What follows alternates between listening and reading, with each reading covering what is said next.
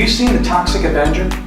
It was a 1984 American superhero comedy splatter film that spawned 3 film sequels, a stage musical production, a Marvel comic book series, a video game, and a children's TV cartoon.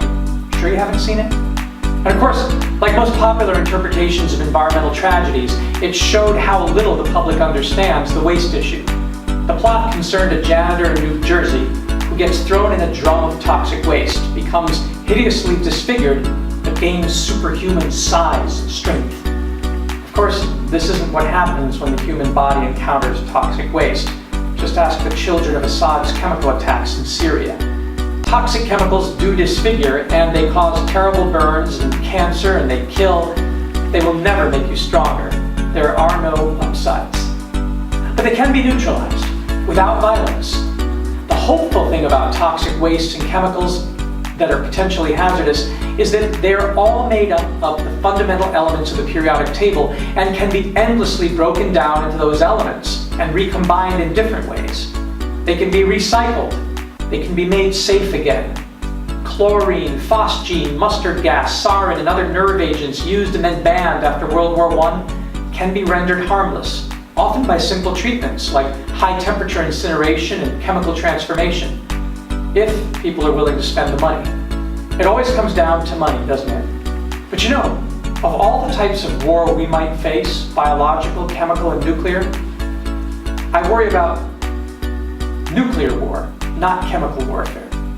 I explain this in my lecture for module TWYLB dealing with radiation and nuclear waste. FYI, radioactive spider bites don't give you superpowers either. And then I worry about biological warfare, because life does this incredible job of, well, going viral and of self-replicating, with living creatures parasitizing other organisms and using them as hosts to reproduce and spread further. Plagues and outbreaks of diseases like Ebola scare me.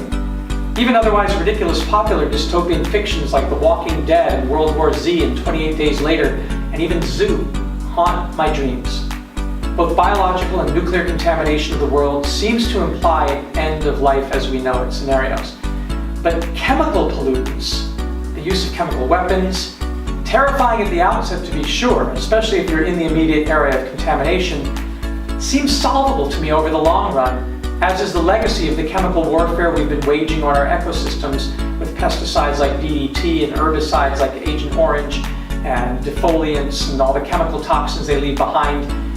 Chemical pollutants we've been recklessly throwing into our environments for the last 2 centuries.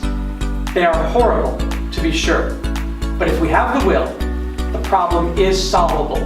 Literally a question of solvents and solutes and solutions and reagents and reactants.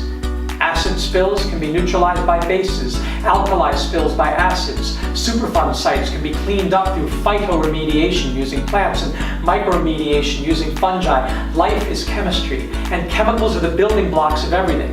With the right know-how and the right catalysts and the right inputs of energy and labor, an almost magical alchemy can be done, transforming the most noxious substances into safe inputs for other chemical processes. This is the core insight of industrial ecology, which we cover in module PHRB, the New Economics of Industrial Ecology. The output of one process can and should be the input of another. In this module, we go into depth and detail about ways that industrial chemicals and toxic wastes can and are being modified through chemistry and biology and plasma gasification to become valuable inputs once again. We review the painful and shameful legacy of chemical pollution, from Rachel Carson's Silent Spring to the horrors of industrial accidents like the chemical release at the Bhopal, India plant and the cruel negligence of dumping at Love Canal, to the unconscionable suffering caused to soldiers and civilians by Agent Orange and depleted uranium. Despite all these too common terror-draped events, we look for the alchemical, non-toxic silver lining that turns poisonous materials, if not into gold, then into something shining and hopeful. And hopefully we can inspire you to crack open that old high school or college chemistry book and start applying the lessons to your own life and community. And turn yourself into a superhero.